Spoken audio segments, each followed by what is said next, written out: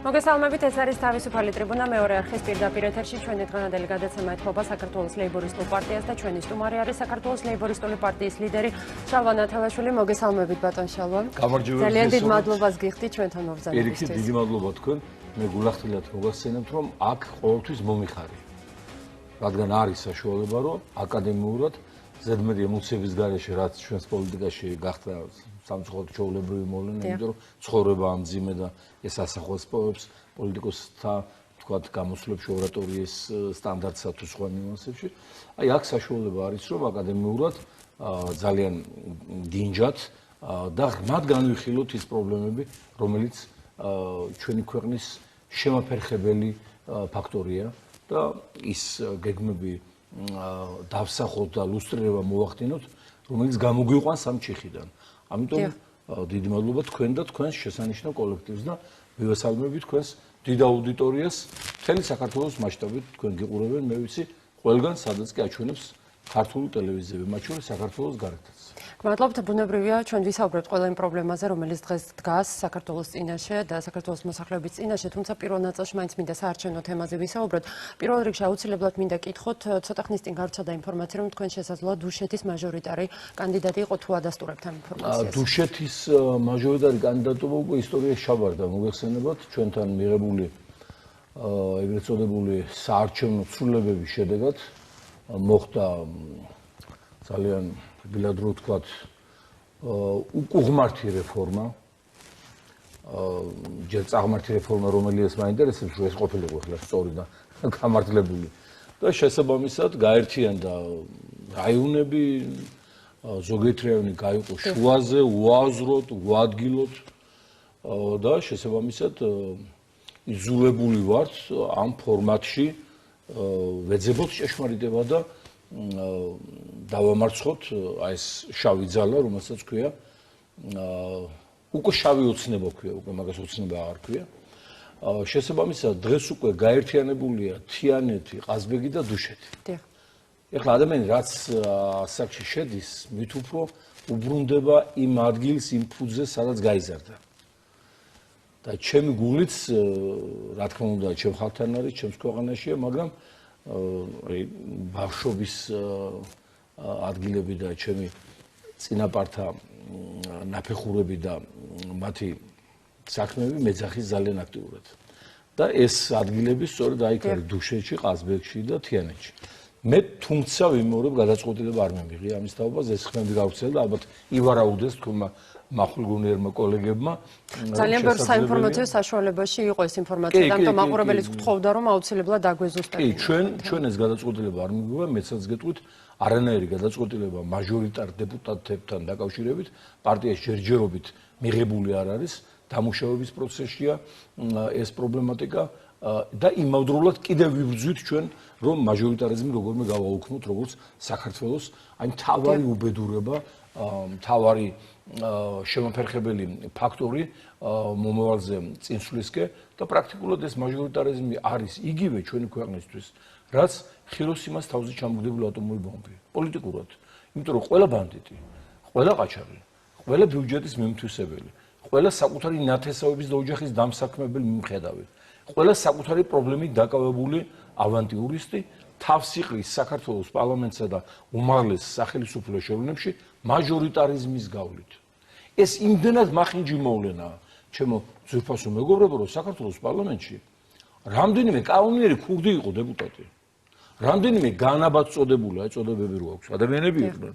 ხლა მე მინდა გვარები დავასახელო, იმათი ბრალი კი არაა, რომ ისინი იქ იყვნენ. პოლიტიკური სისტემის ბრალია, რომელიც მოწყობილია აი ასე მახინჯურად, რომ არ აძლევს საშუალებას ინტელექტუალურ, პროფესიონალ, ზნეობრივ ადამიანს დაკავდეს თავისი ქვეყნის პოლიტიკით და სამაგიეროდ ამ საშუალებას აძლევს იმ კატეგორიას, ვისი საქმე საერთოდ არ არის პოლიტიკა. მე კიდევ კარგად მახსოვს 90-იან წლების პარლამენტიან მხედველობაში მოვიდათ ჩხუბი ორ დეპუტატს მოვიდათ ჩხუბი წილის გაყოფაზე. მათ რაიონში იყო რაღაცა ქარხანა, რომელიც ჯერ კიდევ მუშაობდა და არ იყო გატანილი თურქეთში ჯართად. და ეხლა ამის ქარხანა დავასახელო, იმიტომ რომ როცა მიხდება მაყურებელი რომელ რაიონს ეხება, წილის გაყოფაზე მოვიდა ჩხუბი და ბოლოს მოიწვიეს საქმის გასარჩევად ის აი ქურდული ტიტულის მატარებელი პიროვნება, რომელიც ასევე პარლამენტის წევრი იყო. ეს ყველაფერი ხდება ჩემს თვალწინ.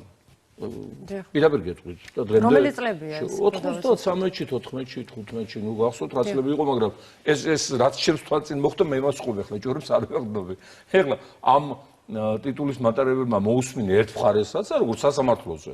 ერთი მხარის არგუმენტების მოისმინა, მეორე მხარის არგუმენტების მოისმინა და დაადგინა, რომ მაჟორიტარ დეპუტატს 30% ეკუთვნის წილი. ეხლა თუ მაჟორიტარ დეპუტატს 90-იან წლებში იმ დანგრეული ომის და ქაოსის პირობებში 30% ეკუთვნოდა, წარმოგვიდგენ ეს პროცენტი როგორ გაიზარდა დღეს? და თქვენ წარმოიდგინეთ ჯერ რა ჯდება მაჟორიტარის არჩევა? ანუ დღეს თქვენ თვლით რომ უარესი სიტუაციაა? რა შლობრო? უარესი კი არა, კატასტროფული სიტუაცია. ჯერ პირდაპირ საარჩევნო კორუფციის პროდუქტია მაჟორიტარი დეპუტატი. პირდაპირ ყიდულობენ მკვდრებს, ცოცხლებს, უცხოეთში წასულებს, გარდაცვლილებს, არარსებულ ადამიანებს პირდაპირ არიგებენ ოჯახებში პიროვნებებთან, თანხებს არიგებენ, დაკრძალვებს ჯვარეწიროს სკოლას, დაკრძალვებს აკეთებენ თავისი ხარჯებით. ოღონდ ეს საარჩევნო კამპანიის პერიოდში და თუ დახარჯა მან სიტყვაზე 1 მილიონი დოლარი, როგორც ამბობენ, ესეჯდება ახლა მაჟორიტარულად 9 მილიონი დოლარი და 1 მილიონი დოლარამდე არა და ანუ ეს მაჟორიტარი იხდის თუ ხო, მაჟორიტარი იხდის, რა თქმა უნდა, აბა ის ვერ გახდება, იმიტომ რომ სხვა დახარჯავს, ის თუ არ დახარჯავს. იმეორემ თუ არ დახარჯავს, მესამე დახარჯავს. ანუ ტენდერია. არჩევნები კი არა, ტენდერია. ვინ იყიდის ქვეყანა? ვის უხდიან ისინი ამ თანხას? ამორჩევს. საარჩევნო კომისიის წევრებს, აქტივისტებს, ავიანცას, წმუნებულებს, სოფლის აი ეს კრიმინალურ ავტორიტეტებს. კრიმინალური ავტორიტეტები დარჩნენ, ეხლა და ძალიან აქტიურად ასე ვთქვათ, გეგმავენ საკუთარ პოზიციებს რა უნდა ქნან. ეხლა მე არ დაგიმალავთ და რატომ დაგიმალავთ, ჩემ ხალხს არაფერს არ უმალავ. ჩემი ხალხია ყველა ქუძით ჩემია და აკადემიკოსის ჩემია. პოლიტიკოსისთვის არ შეიძლება ეს გაყოფა იყოს, ასე ვთქვათ, მისაღები და კანონად ქცეული და საზოგადოებრივ მოინდომა ჩემთან ამ კატეგორიამ შეხვედრა რამდენჯერმე. და მითხეს, რომ აი ახლა ძალიან გვესიმპათიურებითო, ახლა ამას მადლობელი ვარ, რა თქმა უნდა, მაგრამ აი უნდა მოგცეთო გარანტიო, რომ ის კანონიო ქურდებს რა უშევენ საქართველოში. დიახ. გაუქმდებაო და 17%-ამდე ჩვენია ხმების ქუჩაში, აი ქუჩის რასაც ქვია ბიჭები და ნუ გავლენიანი ავტორიტეტები გდგანან და რაღაცა, ეგ ჩვენიაო და მაგას მთლიანად მოგახმართო თქვენო წინა ხელისუფლებებმა მოგვატყუესო ჩვენო ნიშომაც მოგვატყუაო და იონიშვილმაც მოგვატყუაო და ეს სწორია, იმიტომ რომ კალაძესთან ჰქონდათ მაგათ შეხვედრა მილანში, თაღლით კალაძესთან, კალაძების გაკეთებული საქმე შევარცხნინე, დაპირდა რა თქმა უნდა ამ კანონის გაუქმებას, მაგრამ ახლა ამ კანონის გაუქმება გამორიცხულია, ბუნებრივია, იმიტომ რომ ეს გამოიწვევს ქაოსს ამ სიტყვის პირდაპირ გაგებით. თუმცა გაადამიანურება შესაძლებელია, რომ კონდეს საშუალება ჩამოვიდეს თქვა ასეთი კატეგორიის ადამიანები, რომელსაც აქ არაფერი დაუშევებია და ფაქტები არ არის არაფერი ცნობილი, არც უცხოეთში ძებნა არა გამოცხადებული და წელიწადში ერთხელ მშობლის საფლავზე გავიდეს. ან მოინახულოს მოხუცე ავამტყოფი დედა. ოღონდ მილიციის ზედამხედველობის ქვეშ რამდენიმე დღე გაადამიანურება შეიძლება. მაგრამ არა მისი გაუქმება. აი, ეხლა ეს მაგალითები რატომ მოყევი მე, ამიტომ თქვენ გადაცემა კარგი რომ საშუალებას იძლევა გავიხსნათ ბოლომდე. მოყევი, იმიტომ რომ დარაზმულია კრიმინალიტეტიც. საზოგადოებას და აქაც. რომ ვინ გადაუხდის ფულს, იმაზე იმუშავებენ. და თუ ეხლა 17%-ს კრიმინალიტეტი ფლობს ელექტორატში და მე დარწმუნებული ვარ ეს რეალურია.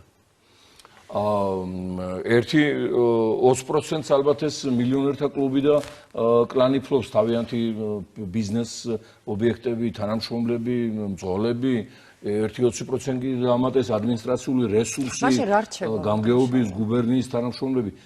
ისევ ეს ხალხი რჩება, რომ ამ ხალხმა მიაფურთხოს ეშმაკს ერთხელ და სამუდამოდ. და ეს ეშმაკი ამ შემთხვევაში ის მილიონერ მილიარდელიც, რომელიც მოძრობა ხელისუფლებაში, რომ 1 მილიონი დანახარჯის მაგივრად 100 მილიონი ამოიღოს.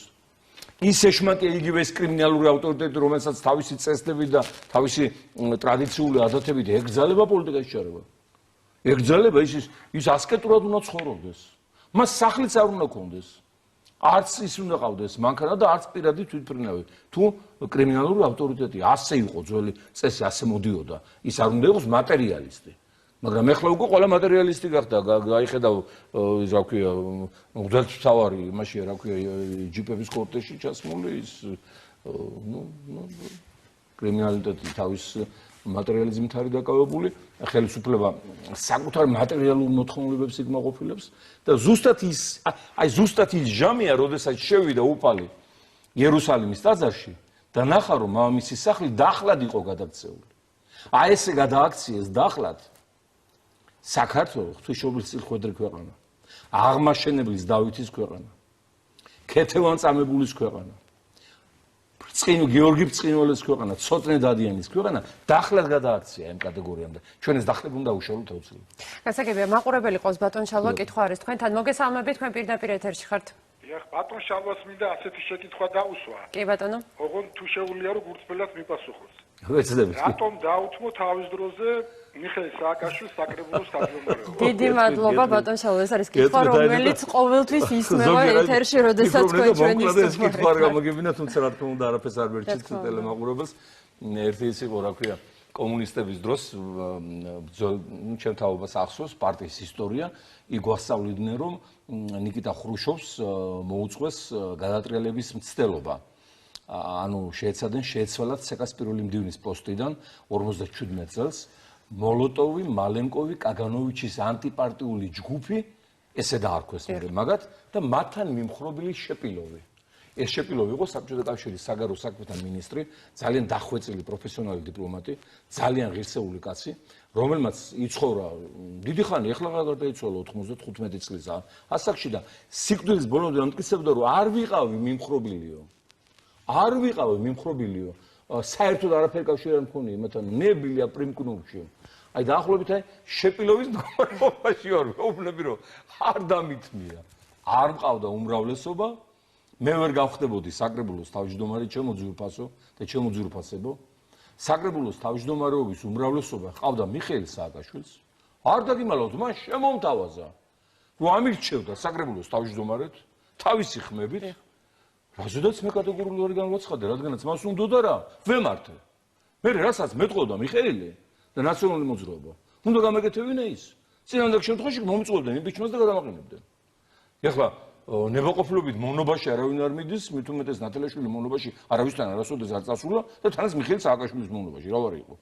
რა თქმა უნდა, ურუთხედ აქედან გავცელდა ეს ხმები, რომ დაუთმო საკრებულოს თავმჯდომარეობა და ეხლა ვისაც ეს ჯერა კი ბატონო დაიჯეროს, ვისაც არ ჯერა გაგვატარეთ. ფოთი არის ხაზზე, მოგესალმებით, თქვენ პირდაპირ ეთერში ხართ. ალო? მოგესალმებით, გისმენთ. გამარჯობა, ფოთს მივესალმებით. ბატონო შალვა, მე გაწუხებ ხობის რაიონიდან. ხობი, ხო, ეს ჩემი სოლეურებია. დიახ, თქვენი მეუღლის რაიონია ეს და პირველი შეკითხვა. ამდენ ბრძოლობთ, ამდენი ხანია რომ პარტიის თავმჯდომარე ხარ. ჯერად კიდე ამ არჩევნების დრო ჩატარდება ნორმალურად და კარგად. ეს პირველი შეკითხვა.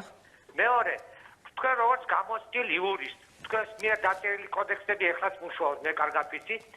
აი კრიმინალთან დაკავშირებით მინდა ერთი შეკითხვა დაგისვათ. მე უცვლელი გლეხი კაცი ვარ 63 წლის. დიახ. აი სოფლიოში დამისახელოს რომელიმე ქვეყანა დამისახელებს სადაც თუ ფაქტზე არ დაიჭირეს და არის და სახელმწიფო თავის დედის საფლავზე და მამის საფლავზე ან ძმის საფლავზე უშემოსვლის უფლება არ აქვს. სად არის ეს კანონი ერთი გამაგებელს რომ ამერიკაში მაფია მართავს ქვეყანას და ის მაფიოზები ცხოვრობენ. თუ ფაქტებზე არ დაიჭერენ კი ცხოვრობენ, მაგრამ საქართველოში ეს კანონი მიხეილ სააკაშვილმა გამოუშვა და როგორ შეიძლება ეს როგორც იურისტი რა აზრის აქვს ამის შესახებ? მადლობა ზარისთვის. პირველი მე მჯერა თავისუფალი დემოკრატიული სამართლიანი არჩევნების, მე მჯერა ჩვენი ხალხის სიდიადის, რომ აი ჟამიანობას, აი მჭირიანობას გადაიტანს და მოიხდის როგორც სახაც.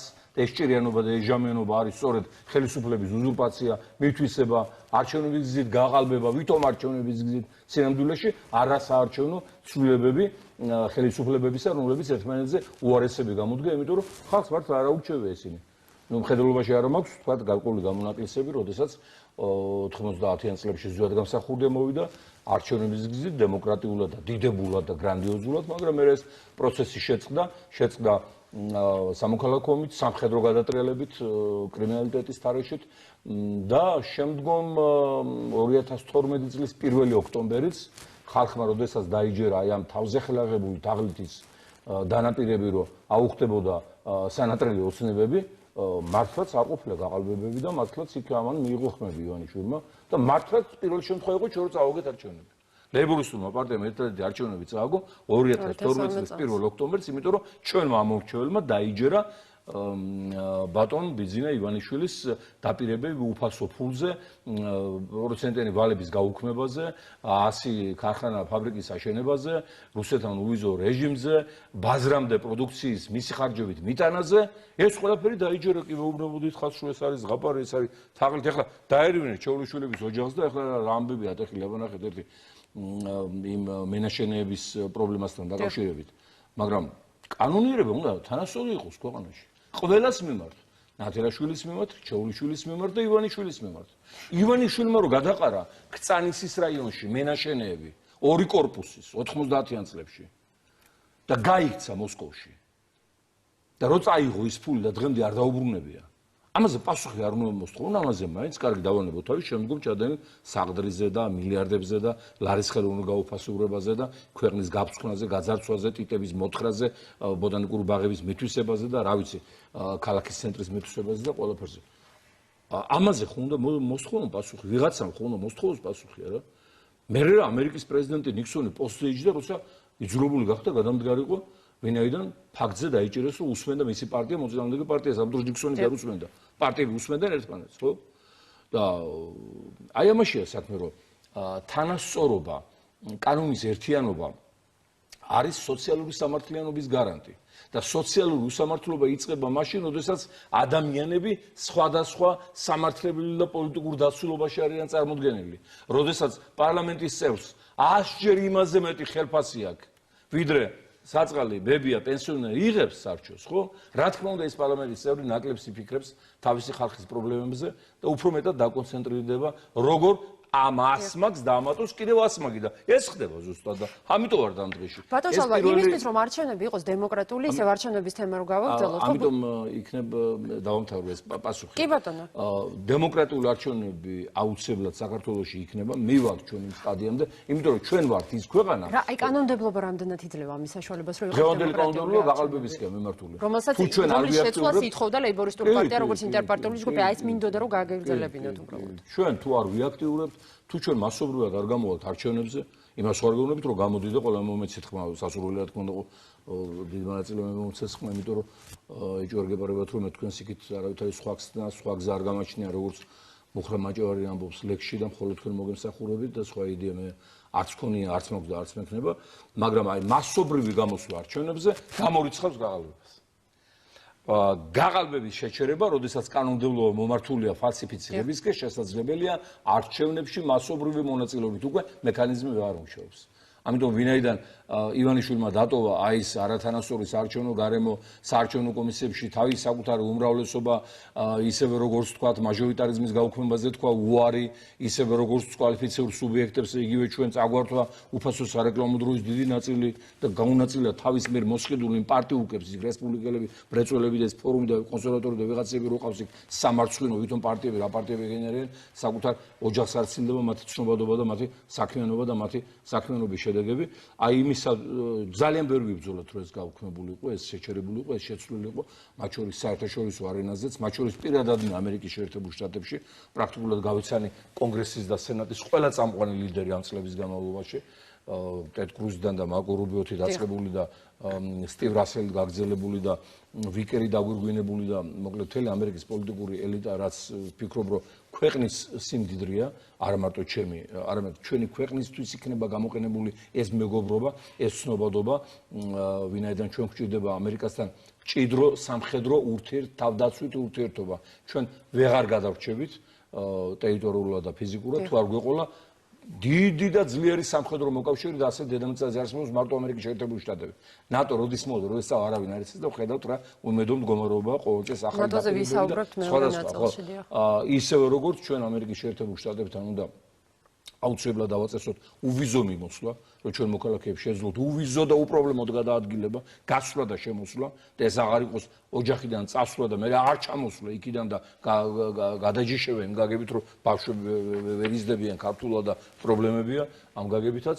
და ასევე თავისუფალი ვაჭრობა. ანუ აი ეს ჩვენი ჯგუფი სენატორ კონგრესმენებისა, რომლებიც დავიმეგობრეთ, არიან საქართველოს მომავლისათვის მებრძოლთა რაზმი, პირდაპირ გეუბნებით და აი იქ ასე ვთქვათ, ჩვენმა მუშაობამ ის შედეგი მოიტანა, რომ უკვე განაცხადეს ამ ჯგუფის თვალსაჩინო წარმომადგენლებმა, რომ თუ ბატონი ივანიშვილი გააყალბებს არჩევნებს, რასაც აპირებს, მაშინ მისი მილიარდები, მისი საბანკო ანგარიშები, რომელიც ამერიკის და ევროპის ბანკებშია, გაიყინება, დაყადაღდება და მას ყველა ელექტრონული ბარათი, რითაც სარგებლობს და რითაც იხდის თვეში 20,000 მარტო იმისათვის, რომ პინგვინები გამოყვებოს, აღარ არის საუბარი მის გამოყვებაზე, ყველა ბარათი იქნება გაყინული და დაყადაღებული და ფაქტურად ის გაიგებს შიმშილის გემოს, ამას არ ვამბობ მხატვრული შედარების გამო, მახვილი სიტყვების გამო, პირდაპირ გაგებით ვამბობ, შიმშილის გემოს გაიგებს და გაიგებს რატოდგანან ადამიანები დილით ბუნკერში და რატო ეძებენ იქ საჭმელს, ეს რა ფენომენია, პირადად გაიგებს თუ წავიდა გაყალბებაზე, ანუ ეს მოლაპარაკებები ამერიკელ მეგობრებთან შემდგარია.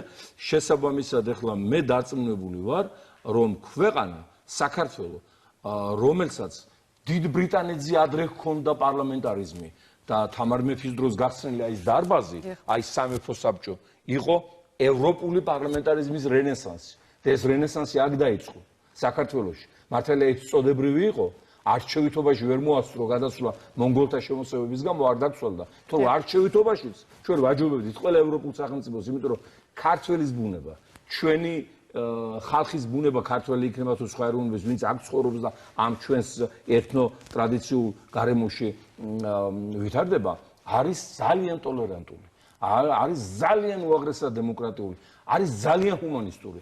ამ სამ კომპონენტმა შეუძლებელი არ მოიტანოს თავისუფალი არჩევნების ეპოქა.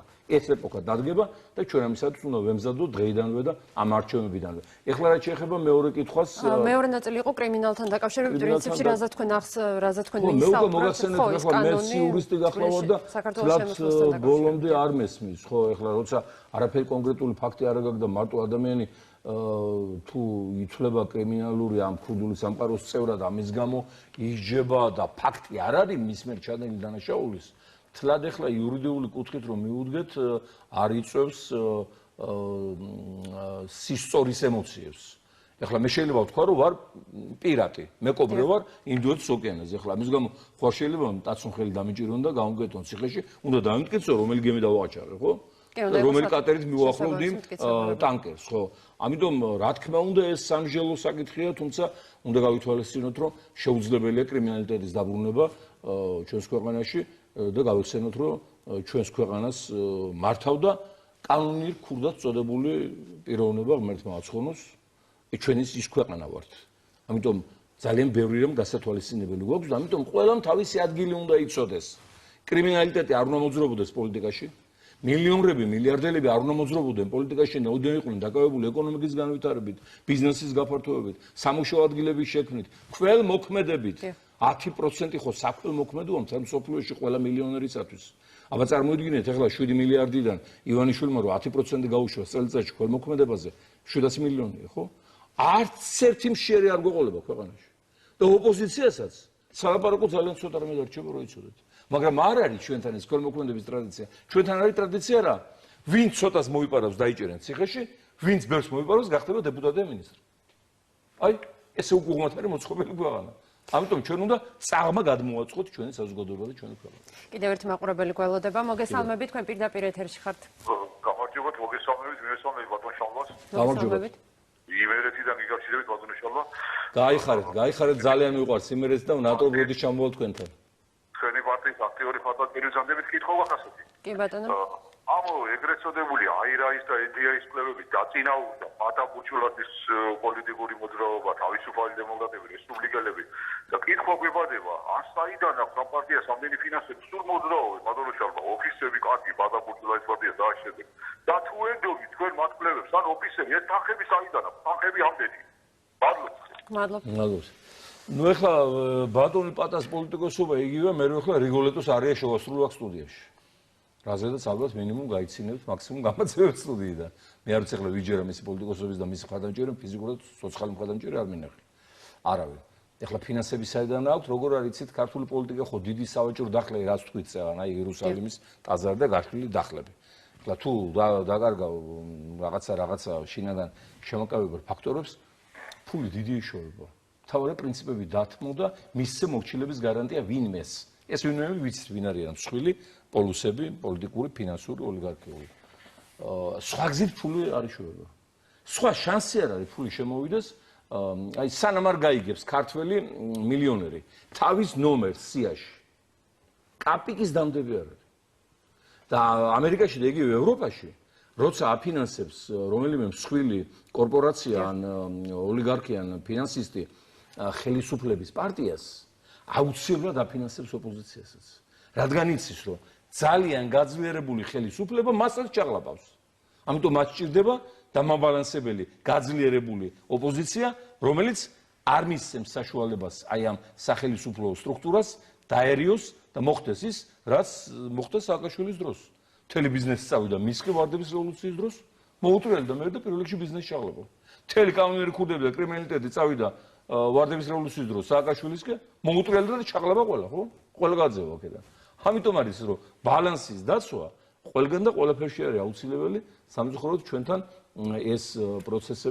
ეს პროცესები, ნუ ისე მეტად. რაც შეეხება ახლა აირაის და NDS რეიტინგებს, ზოგადად კვლევებსაც შეგვიძლია შევეხოთ, ასახავს თუ არა ისინი რეალობას, რაც ქვეყნებში. რა თქმა უნდა, არ ასახავს. რაც ქვეყნდება, ის არის შეკვეთილი, ფული გადახდილია და ვიღაცა ინტერეს ჯგუფი დგას უკან აუცილებლად. ერთადერთი რომელიც ვთქვათ უგზავნის გამოკვლევებს სახელმწიფო დეპარტამენტს შეერთებული შტატებისას და რაიმე ინტერესი არ აქვს აი ესეთი ბიზნეს შემკვეთური გაგებით, ეს არის ეროვნულ რესპუბლიკურ ინსტიტუტი, აი რა ის რო უძახით. ეგ სახელმწიფო დეპარტამენტის შეკვეთებზე და იქ ახლა ჩვენ სულ მოვიაზრებით როგორც მომავალ პარლამენტში გამსვლელი ძალა. ახლა იქ პროცენტებზე აღარ ვდაობთ, იმიტომ რომ იქ კიდე რაღაც სხვა ინტერესებია იმ პროცენტების განაწილებაში, მაგრამ ხალხია მთავარი აირაი და მთავარი NDA არჩევნებს. ეხლა რასაც აქვეყნებს ეს ისა რა ქვია ოცნება და მე დაემატა ახლა ნაცების კვლევები, ეგრეთ წოდებული შიდა კვლევები კი არა, ეს არის ურცხვი ციფრები და ქაღალდთან აქვს ბოდიში მოსახდელი, რომ ეს ციფრები ქაღალდზე გადააქვთ. ქაღალდი ყველაფერს ვერ იტანს, არ შეიძლება ყველაფერი დაწერო დოკუმენტზე, საზოგადოებრივ ცნობიერებაზე. აი ახლა გამოქვეყნებულა ნაცების გაკეთებული გამოკვლევა, ბოკერიას და ის კომისიის თავმჯდომარე იყო საარჩევნო თარხნიშვილი. ხო და სასწაული ისე რომ ოცნება დაუწერეს პირველ ადგილზე. ამ დროს ოცნება არ არის პირველ ადგილზე, რეალურად. და ეხლა ეს შემთხვევით არ ხდება, მოლაპარაკებები აქვს ერთმანეთში გარიგებები აქვს, როგორც ზადიანთლის ჩხუბი, რეგვენს მართალეგონო თუ ცოლქმრის ჩხუბია, ხო?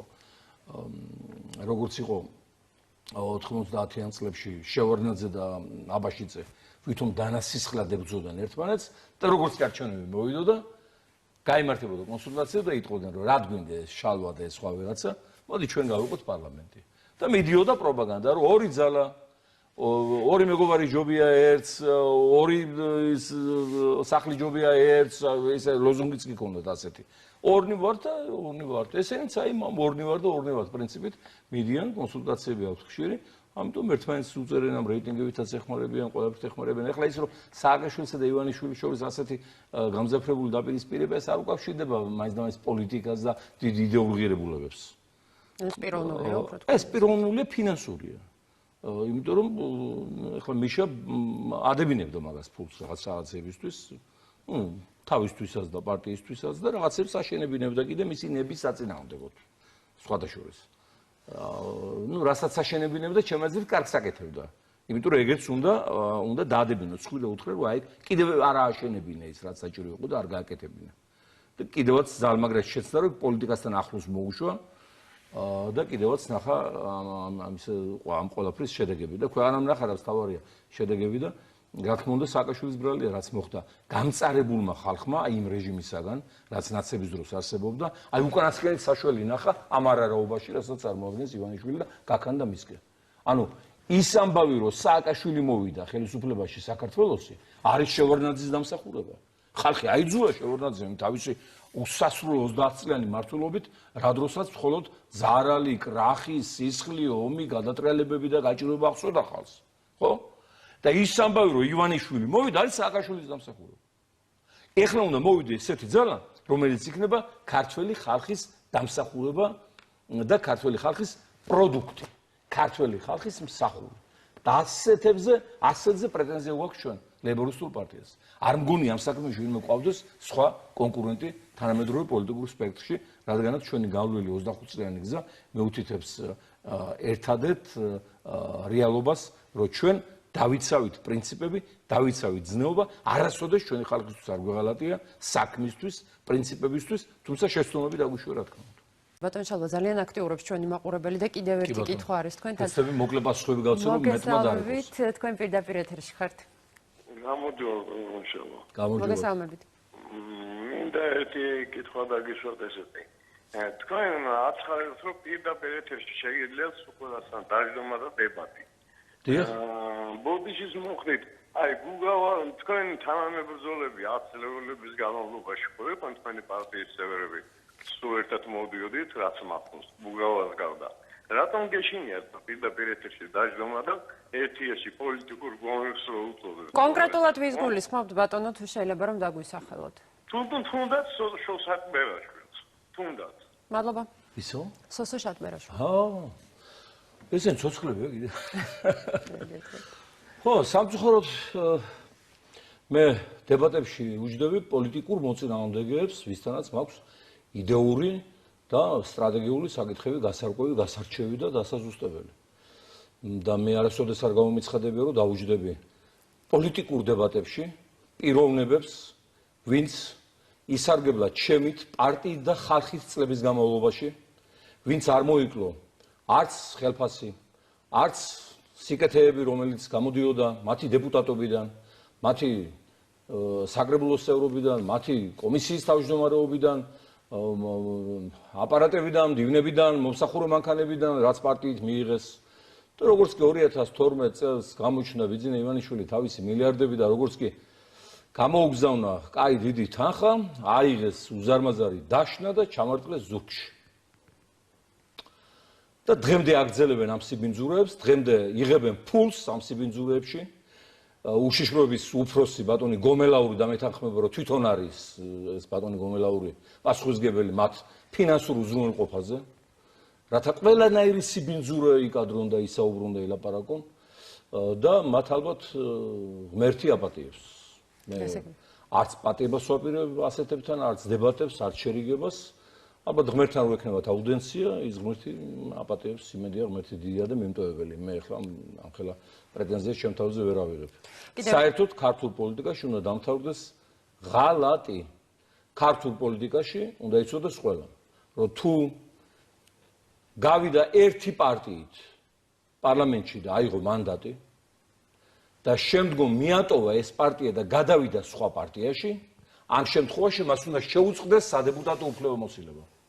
და კეთილინებო სახლიდან იყაროს იმ ახალი პარტიით კენჭი და თუ იმსახურებს შევიდეს ხელისუფლების უმაღლეს ორგანოში. სხვა შემთხვევაში ჩვენ პოლიტიკური ვაჭრების მსხვერპლი გავხდებით და პრაქტიკულად გადავიქცევით სტამბულის მონათა ბაზარს, სადაც მონის ადგილზეა ერი და საზოგადოება და მონათვაჭრები არიან ადამიანები, რომლებსაც შეიცვალეს პარტიები, ლიდერები, ბლოკები, კოალიციები, ყველაფერი იკადრეს, ლანძღვა, გინება, ცილისწამება, დაბრალება, სიბინძურე, ტალახის შესხმა იმისათვის, რომ ახალ ბატონებს ემსახურონ კარგად აიღონ ამაში ფული და მატერიალური კუჭისმიერი მოთხოვნები დაიგმაყოფილონ, აი ასეთი ადამიანების ხელშია დღეს ქართული პოლიტიკა. აბა ნახეთ ერთი დამისახელეთ კიდე სხვა პოლიტიკოსები, ახლა ის ყოფილი ჩემები, ახლა მე გულიმტკივა რომ ასე დაამთავრეს, გულიმტკივა თავიანთი მოღვაწეობა მართლაც დაამთავრეს, მაგრამ დანარჩენები ვინც ახლა არიან მოქმედ პოლიტიკაში, პარლამენტში და იქ, დამისახელეთ, რომელმა არ გამოიცვალა მინიმუმ 7-8 პარტია და რომელმა არ უარყო და არ გალანძღა და არ აგინა წინა ლიდერი ვისთანაც იყო და ვისთანაც ჭამდა, სვავდა, სარგებელს იღებდა, ლამის ეძინა, აი რომელმა დამისახელეთ რომელიმე გვარი. და დაიწყეს ზვიად გამსახურდიათი, გადავიდნენ მხედრიონში, გადავიდნენ გვარდიაში, გადავიდნენ მოქალაქეთა კავშირში, გადავიდნენ ნაცმოძრაობაში, შეიარეს სასწრაფოებაშისთან ბათუმში, გადაშკაფდნენ ბადრი პატარკაშვილთან ფული რო ნახეს, მერე გადავიდნენ მიხეილ სააკაშვილთან. მიხეილ სააკაშვილის გვერდზე იდგა ძიძიგურები, ბერძენიშვილები, ხიდაშვილები, უსუპაშვილები ვარდების რევოლუციაზე. ხო გახსოვთ ერთად რომ მოაწყვეს ეს რევოლუცია, ბლოკში იყვნენ ეროვნული საბჭოთა თუ ერქო მაგათ აღარ მახსოვს. მერე გადავიდნენ გაქანდენა გადავიდნენ იმასთან ბიძინა ივანიშვილთან და აი ესე ვაჭრობაში შაგრენის წყალივი დაელია ჩვენი სამშობლო. ამიტომ პოლიტიკაში უნდა მოვიდეს ზნეობრივი ხალხი. აქ ჩვენც ვცოდავთ ლიდერები. უნდა ვეძებდეთ ჩვენ. საერთოდ ზნეობრივი ადამიანი მორიდებულია, არ მოდის და აი რო იტყვიან მაპატია ჟარგონზე არ გეტენება. არც ცდილობს თუ აი რუსები თქვენ ვიპენდრივაცა გამოიჩინოს თავი და ის შინაგანად არის მდიდარი, დიდი სულიერება აქვს, პროფესიონალიზმი აქვს, უნდა სამშობლოს ემსახუროს, მაგრამ არ არის აფერისტი, მოკლედ პირადად რო ვთქვათ. და როცა ის ასეთია, აი ამ წმინდა ადგილს იკავებენ ავანტიურისტები, რომლებიც ესე გარბიან და გამორბიან შენ თვალწინ, ახლა გაირბენს, მეორედ გამორბენს, მესამედ გაირბენს და მე რო უკვე ყალიბდება კასტა, ესეთი ჩვენც არ ვარ დავზღული ესეთი და ანუ ამ შემთხვევაში ლიდერმა უნდა იყოს პასუხისმგებლობა, იპოვოს ესეთი ლიდერმა უნდა დაიჭიროს სანთელი და ამ სანთლით სიბნელეში ეძებოს აი ესეთი სინათლეები, ესეთი ნათელი ხალხი, რომელიც ძალიან ბევრია ჩვენ საზოგადოებაში, მაგრამ სამწუხაროდ ამისათვის ვერავინ ვერ იცლის და აი ახლა ჩემი მიზანი დარჩენილი ცხოვრების იქნება სწორედ აი ასეთი ხალხის ზებნა ყველგან აბსოლუტურად. ახლა ჩვენ გვყავს საოცარი ახალგაზრდული ორგანიზაცია, ალბათ აქცევთ ყურადღებას. ისინი რამდენჯერმე იყვნენ ჩვენი საოცრად, კი, თქვენთან იყვნენ და ძალიან დიდი მადლობა რომ ასეთი ყურადღება გამოიჩენთ მათ მიმართ. საოცარი ინტელექტი გნებავთ, პატრიოტიზმი გნებავთ, პირდაპირობა გნებავთ, პოეტური ნიჭი გნებავთ, მხატვრული ნიჭი, ყველაფერი რა, როგორც უნდა იყოს მომავალი ქართველი თავმოყრილია ამ ახალგაზრდებში და მათ თანატოლებში. საერთოდ საოცარი ახალგაზრდობა მოდის, ჭკუანასწავლი, წინაპრების კრიტიკულად შემფასებელი, ჩვენ სხვანაირები ვიყავით. ესენი ბევრად დახვეწილები და მაღალ ეტაპზე არიან მდგომლი და ამიტომ ეხლა ჩვენ უნდა ყველამ ვეძებოთ ყველა პოლიტიკოსმა და ყველა ლიდერმა ახალი თაობა, მაგრამ არ უნდა გავაკეთოთ ისე როგორც გააკეთა ნაცმოძრაობამ, როცა 35 წლის შემდეგ თაობა გამოაცხადა პენსიონერად. და მიცვალებულად და დაიწყო რაღაც ახალი თაობი შექმნა და ეს 21 წლის ბიჭების მინისტრებად გავშევა მარტო იმის გამო რომ პატარები იყვნენ ასაკით. ვიმეორებ, არსებობს ცანცარა ახალგაზრდაც, არსებობს ცანცარა მოხუციც. არსებობს ბრძენი ახალგაზრდა, არსებობს ბრძენი მოხუცი. სიბრძნე ასაკით არ განისაზღვრება. ამიტომ ჩვენ ყველა ასაკში უნდა ვეძებოთ და გვყავს ასეთები პროფესიონალები, ზნეობრივები, პატრიოტები, გულანთებულები. ასაკი ის კი არ უნდა იყოს სასჯელი, რომ ის რა ქვია, გადიხარ შენ ცხოვრებიდან და რაც ასაკი შედიხარ უკვე დამთავრებული ყველაფერი. როგორ გადატრება, უნდა კანონი იყოს, რომ პენსიონერი შეძლოს მუშაობას, იმიტომ რომ პენსიაზე გასული ადამიანი ითრგუნება მორალურად, სულიერად, რომ ვერ ნახულობს კოლექტივს, დილით არ დგება, არ ემზადება, არ მიდის, აი ცნობილია და ხშირად გამემეორებია და არც მომეძდება ამის თქმა. ჩამოვიდნენ კომუნისტების დროს იაპონელი გერონტოლოგები. დადგენილია, რომ აი უფრო სვანეთის და აფხაზეთის მთებში, იაპონიის რამდენიმე კუნძულზე და აგრეთვე იტალიის კუნძულ სარდინიაზე არის ყველაზე დიდი სიცოცხლის ხანგრძლივობა ადამიანებში.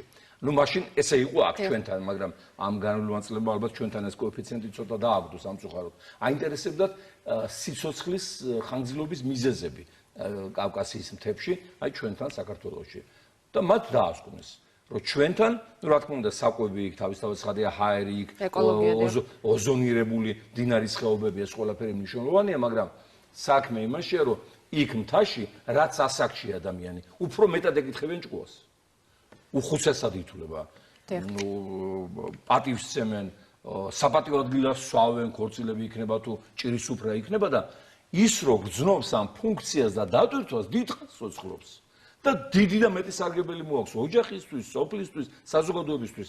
ამათ აიღეს წინა ხელისუფლებაზე ვამბობ და მთელი თაობა ამოიღეს დღისასრიგიდან, მოხსნეს. შესაბამისად, ჩვენ არც ეს ბალანსი არ უნდა დავარღვევთ, იმიტომ რომ ის უფლება არ გვაქვს, არც ღვთისმიერი და არც მიწისმიერი უფლება ამისი არ გვაქვს, რომ ჩვენ თაობა ამოვაგდოთ. საიდანღაც და ვთქვათ, რომ აი ის საბჭოთა კავშირში რო დაიბადა, ესე იგი მას რაღაცა სუდი მენტალიტეტი აქვს. პირიქით იქ დაბადებულებს უფრო კარგად შეუძლიათ დანახვა რა იყო მაშინ კარგი, რა არის დღეს კარგი, რა იყო მაშინ ცუდი, რა არის დღეს ცუდი და აი ამ რეალური ხედვიდან ოქროს შუალედის დაჭერა შეუძლია.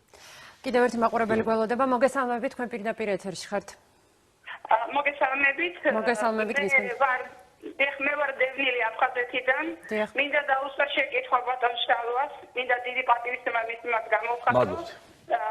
ჩემი შეკითხვა არის ასეთი. ვიცი რომ ძალიან მაღალი დონის პროფესიონალი პოლიტიკოსი და იურისტი ბრძანდებით, ამიტომ მე მაინტერესებს აფხაზეთის საზოგადოებაში სერიოზულად არის უკვე ნეგატიური დამოკიდებულება აფხაზეთის თავმჯდომარის მთავრობის თავმჯდომარის მიმართ, ყოლბაიას მიმართ. 4 წელი ადამიანი არის მოვალეობის შესრულებული და ყველა დევნილმა იცის, რომ ის არის ლობირებული ზაქარიაშვილის მიმართ. აი, მითხარით თუ შეიძლება რომ კოლეგებთან სწორი საუბარი მქონდეს, რამდენად არის ეს იურიდიულად და კონსტიტუციურად სწორი, რომ ადამიანი 4 წელი მოვალეობას აცოლებს, მაშინ როცა არც ერთ დევნილს არ უნდა მაგი იქრო იყოს. მადლობა. რამდენიმე წუთი დაგვრჩა და ძალიან გლობალური და საინტერესო შეკითხვაა, ვეცდები მოკლედ გიპასუხოთ, მაგრამ ძალიან მოკლედაც არ გამოვა. როგორც მოგეხსენებათ, აი ეს აფხაზეთის უზენაესი საბჭო არჩეული იქნა 90-იან წლებში ეროვნული ნიშნით. ანუ აფხაზებს ჰქონდათ მეტი ადგილი, მიუხედავად იმისა, რომ აფხაზობა იყო 17% აფხაზეთში მარტო. უმრავლესობა ჰქონდათ აფხაზებს. ამით მაშინდელმა საქართველოს ხელისუფლებამ გადაწია ომის დაწყების ვადა, მაგრამ მერე მოსულმა სამხედრო საბჭომ ყველაფერი თავდაღირა დააყენა და მათ შორის აი ეს შედეგიც გაანიველა. შესაბამისად, სწორედ აი ეს უზენაეს საბჭო, რომელიც აქ აყვავს, არის იმ უზენაეს საბჭოს ნაწილი, რომელიც ხელმძღვანელი იყო ბატონი არძიმბა, ბატონი ბრჭყალებში არსაცხონებელი უბრალოდ ქართველთა მტერი და მოძულა და რომელმაც მიიყვანა აფხაზეთი აი ამ ფაქტობრივ დამოუკიდებლობამდე. და ამ დეპუტატებმა რა გააკეთეს თუ იცით? აი დეპუტატების ქართულმა ნაწილმა, როცა იქ გამწოდა ვითარება სოხუმში და საჭირო იყო ხელჩართული პოლიტიკური ბრძოლა, ახლა ფიზიკური გაგებით არ ვამბობ, ტრიბუნაზე დგომა და დარაჯობა ერის და ქვეყნის. გაებუტნენ არძიმბას, დატოვეს სოხუმი და წამოვიდნენ. ეს მერე დაიკავა ჯარმა და მერე გამოყარეს ტოვილები აფხაზეთიდან. ჯერ ესენი წამოვიდნენ, გაიბუტნენ. პოლიტიკაში ხარ მამოწყენებულო. რა გაბუტვისდროა? რისი გაბუტვისდროა? უნდა სიცოცხლეც გაწერო იმისათვის, რომ ის მიწა შეინარჩუნო, რომელიც განდო ხალხმა, ხო? შესაბამისად 94 წლის 10 მარტს მე როგორც მაშინდელი პარლამენტის იურიდიული კომიტეტის თავმჯდომარე გამოვიტანე დადგენილება პარლამენტის სხდომაზე და დავითხოვე რასობრივი და დისკრიმინაციული ეთნიკური ნიშნით არჩეული აფხაზეთის უზენაეს საბჭო, როგორც აფხაზური ნაწილი, ასევე ქართული ნაწილი, მათ შორის აი ესე. ვიზაც გალბატონი მეკითხები. ყველა იყო დათხოვნილი. ანუ იურიდიულად ყველაფერი მოაწესრიგე. მე უკვე როცა მე აღარ მეკითხებოდა ეს ამბები საქართველოს პარლამენტმა სცნო ქართული ნაწილის უფლებამოსილება და არ სცნო აფხაზური ნაწილის უფლებამოსილება, ეს იყო უკვე დარღვევა კანონის. ის იყო ერთიანი ორგანო, ხო? ამიტომ ან ერთიანად უნდა დაგეთხოვა, ან ერთიანად გეცნო მათი კანონიერება და სისწორე და შესაბამისობა. ანუ აქ კიდევ გააღრმავეს არსებული მდგომარეობა და დღემდე გამოდის რა, რომ ესე იგი ეს უზენაეს საბჭოს დეპუტატები აფხაზეთის 3 დღემდე დეპუტატები არიან. სამუდამოდ დეპუტატები არიან და ეხლა მე ამას რა თქმა უნდა არ ვაბრალებ და დიდი პატრიოტებია და დარწმუნებული ვარ, უნდათ აფხაზეთში დაბრუნება ჩვენზე მეტად, მაგრამ ისე ვიღაცამ შეიძლება ეჭვოს, რომ არც უნდათ აფხაზეთის დაბრუნება. იმიტომ რომ შეუწყდებათ დეპუტატობა და ახალი არჩევნები ჩატარდება. ამიტომ ეს მარაზმი უნდა დამთავრდეს, ეს მარაზმი წარმოუდგენელი. უნდა ჩავატაროთ ჩვენ ახალი არჩევნები აფხაზეთის უმაღლესი საბჭოს, აფხაზეთის პარლამენტის. ამისათვის პრობლემა არ არის თუ მილიარდები და მილიონები იხარჯება ამათ ჯიპებზე, პრემიებზე, გადაადგილებებზე, ვიპ თვითმფრინავებზე, დელეგაციებზე. არაფერი პრობლემა არ არის რომ ჩამოიყვანოთ ყველა დევნილი მოსკოვიდან, პეტერბურგიდან, ლონდონიდან, სტამბულიდან დაუფინანსოთ გზა, შევკრიბოთ სტადიონზე, დინამოს სტადიონზე. დიდი ყრილობა ჩავატაროთ დევნილების და იმ ყრილობამ იქვე დაიდგას ეს ბიულეტინებიც, ეს ყუთებიც. იქვე წარმოდგენილი იქნას კანდიდატურები და პარტიები და ამ ყრილობამ აირჩიოს ახალი ხელისუფლება, რომელსაც სოფლიო დაელაპარაკება. არ ელაპარაკება სოფლიო ამათ ამ სტრუქტურას. იმიტომ რომ აი ესეთი თავდაყირა წესებით ფუნქციონირებადი ინსტიტუტია და ნუ ჩვენ ვერ ვიგებთ ვინ არიან, საიდან მოვიდა, რა უნდათ და რა უნდა გაიგოს ახლა მე ეუთომ და ობსემ და ჟენევამ, ხო? ამიტომ ამისთვისაც აუცილებელია რომ ჩვენ სოფლოს ვაჩვენოთ ნამდვილი აფხაზეთში უმრავლესობის მიერ არჩეული პოლიტიკური ინსტიტუტები და მე მსოფლიომ შეხედოს ახლა აფხაზეთში იმ 17%-მა ერთ პატარა სტადიონს რო ვერ გაავსებს, იმ ხალხმა როგორ მიითვისა და უზრუნველება გაუკეთა ძალაუფლებას. რაც შეეხება ახლა ზაქარიაშვილს, ზაქარიაშვილი არის კლასიკური სამშობლოს მოღალატე, ეს არის პრაქტიკულად პუტინის ბაგე და საინფორმაციო ღრუ და უარესი მასზე. მოსკოვში არ ყავს პუტინს ისეთი დამცველები და მაკებრები, როგორიც ყავს აი აქ საქართველოს მთავრობაში ბატონი ზაქარიაშვილის სახით. ჩავდივარ გადაღობის დროს და იქ რუსებს აქციებს და რუსებს როგორ ჯარისკაცებს, შერღებულ ძალებს აქციებს და საპროტესტო ღონისძიებებს უწყობ. ჩამოვდივარ და ავიცხადებ ზაქარიაშვილი, ნაცვალებს რომ ჩემ გვერდზე იდგეს. რომ ნუ გავაღიზიანებთ და ნუ შევშლით ხაზ ივანიშვილივით. ნუ შევშლით და არაფერი არ ხდება. არაფერი არ ხდება თურმე, როდესაც სოფელი შუაზე გადაიჭრება, როდესაც სასაფლაო იქით მოხდება და დედა ვერმიდიშვილის საფლავზე, როდესაც წმინდა გიორგის ეკლესია იქით დარჩება, როდესაც ორი ძმის ეზო გაიყოფა, როდესაც დედმამა ერთმანეთს დაცილდება და ის რა ქვია, შვილები იქით მოხდებიან და მშობლები აქეთ მოხდებიან, თურმე არაფერი არ ხდება, როდესაც გაიჩეხება ვაზი, გაიჩეხება ვაშლები ამოიყრება და ტრასა გავაზრდა რაც მოხდა ჯარიაშენში, სადაც ვიყავი ჩასული და იმის შემდეგ აღარ გამოჩენილა ღვთისმადლი ემედია, აღარც გამოჩნდა თურმე არაფერი არ ხდება, როდესაც ჯონჯონზე წავა გაჭირვებული ადამიანი იმერეთიდან თუ ქართლიდან რო რა გაყიდოს ბაზარში და რაღაცა პურის ფული იშოვოს და აღმოჩნდება ცხინვალის იზოლატორში. თურმე არაფერი არ ხდება. ეს არის ისეთი თემა, რომელსაც ვეღარ მოვასწრებ ჩვენ საუბარზე, ალბათ არც ერთი გადაცემა არ ეყოფა ზოგადად ამ ტერიტორიულ პრობლემებზე. მაგრამ ეს საკითხი რა თქმა უნდა, აი ამ ოქტომბრის არჩევნების დროს ჩვენ შეგვიძლია ისეთი საძირკველი ჩავყაროთ, რომ აფხაზეთის დაბრუნება ძალიან მოახლოვდეს.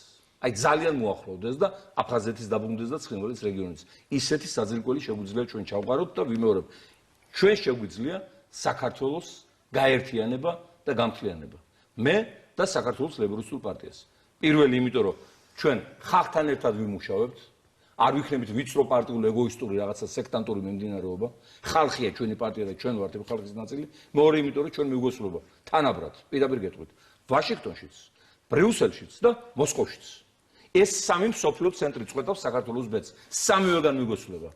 ამ დანარჩენებს მიესწრება ან ერთგან, ან მეორეგან, ან მესამეგან, მაგრამ სამივეგან არ მიესწრება. დანარჩენ პოლიტიკურ სპექტრს. ეს არის ისტორიული რეალობა და მოდი ამ რეალობას გავუშვებთ ხელიდან. მე მინდა წარმატებები გისურვოთ.